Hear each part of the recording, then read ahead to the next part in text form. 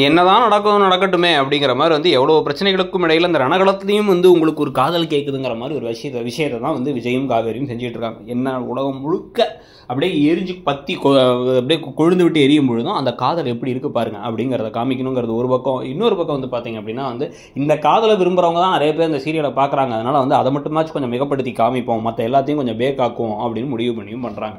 அது ரெண்டுமே நடந்துச்சு. முதல்ல எடுத்தோன்னே என்ன நடக்குது அப்படின்னா வந்து காவேரி அந்த அப்பளம் போடுற பிஸ்னஸ்க்காக இவருடைய வீட்டை போய் பார்த்து வீட்டை அவர் எப்படி வச்சிருக்காரு அப்படின்னு சொல்லிட்டு கம்ப்ளைண்ட்லாம் பண்ணிட்டு ஒன்று ஒன்றா எடுத்து பார்த்தா அவர் கவிதையெல்லாம் எழுதி வச்சிருக்காரு. அந்த கவிதையெல்லாம் படிச்சுக்கிட்டே அவங்க உடனே வந்து இதில் வேற வந்து அவருடைய அழுக்கு சட்டையை வச்சு அப்படியே வந்து அவர் கூட சேர்ந்து டூயட் பாடுற மாதிரி வேற கற்பனையெல்லாம் பண்ணி கட்டி பிடிக்கிற மாதிரி கற்பனையெல்லாம் பண்ணிட்டு அந்த கவிதையெல்லாம் ஃபோட்டோ எடுத்து அவருக்கு அனுப்பிவிட அவர் கால் பண்ணி அதெல்லாம் படிக்காதன்னா அன்புக்காக நாய்க்குட்டின்னு கூட ஆகிறீங்களாமே, அப்போ நாய்க்குட்டியா நீங்கள் அப்படின்னு வந்து கிண்டல் பண்ணிக்கிட்டு இருக்க. அப்புறமா மாற்றி ஒன்று ஒன்றா பேசி ஒவ்வொரு கவிதையாக படித்து கிண்டல் பண்ணிக்கிட்டு இருக்காங்க. இதெல்லாம் ஒரு பக்கம் இருக்கும் பொழுது இன்னொரு பக்கம் என்ன நடக்குதுன்னா குமரன் தனியாக வந்து அந்த ஹாஸ்பிட்டலுக்கு அங்கே நர்ஸ்க்கெலாம் வந்து ஏதோ யூனிஃபார்மை தான் தச்சு கொண்டு போய் கொடுக்க போகிறாரு. அங்கே லிஃப்ட் கிட்ட வச்சு மொத்த பிளானிங் எப்பயும் போல் அந்த வில்லன் கேங் எப்படினாலே கொஞ்சம் பேக்காக தான் இருப்பாங்க. ஸோ அதெல்லாம் என்ன பண்ணுறாங்க அப்படின்னா வந்து அந்த நம்பிராஜனை பசுபதி மிரட்டிட்டு இருக்காரு. அதில் அவர் உண்மையெல்லாம் வேறு சொல்கிறார், நான் தான் தள்ளி விட்டேன் அப்படின்ட்டு, நீங்கள் தான் தள்ளி விட்டீங்கன்னு இவரும் சொல்கிறாரு.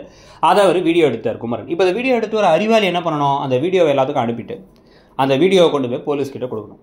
ஆனால் நேராக போய் பசுபதி சட்டக்காலரை பிடிச்சி நான் உன்னை சும்மா விட மாட்டேன்டா, என்ன பண்ணுறேன்னு பாடுறா அப்படின்னா நீ சொன்னாலும் யாரும் நம்ப மாட்டாங்க அப்படின்னா அதுக்கெலாம் ஆதாரம் இருக்குங்கிறார்.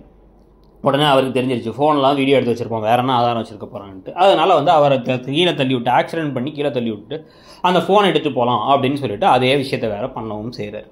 ஸோ இதெல்லாம் நடக்கும் பொழுது இதில் வேறு நடுவில் ஆனால் காவேரியிட்ட மட்டும் சொல்லிட்டாங்க உண்மையை, ஆனால் அந்த வீடியோவை அனுப்புனாங்களா இல்லையாங்கிறது தெரியல.